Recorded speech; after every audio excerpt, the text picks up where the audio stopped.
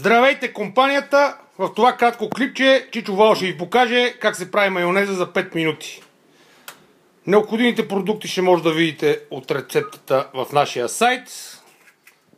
Едно яйце е сигурно. Чичо Вало, пречиш на камерата така. Не посягай.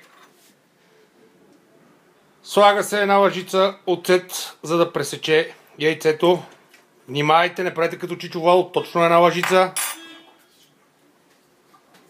Добавя се сол според Чичо Вало на вкус. В рецептата ще видите точното количество. Бърка се, докато установите, че яйцето е пресечено, и добавяте олио 300 грама.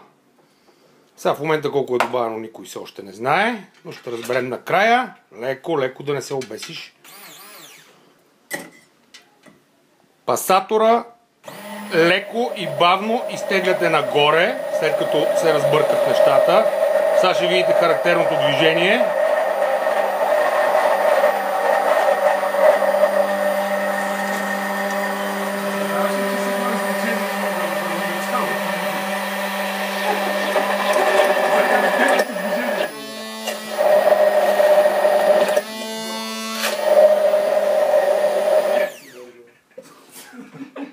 И както сами виждате, от чудо майонезата стана.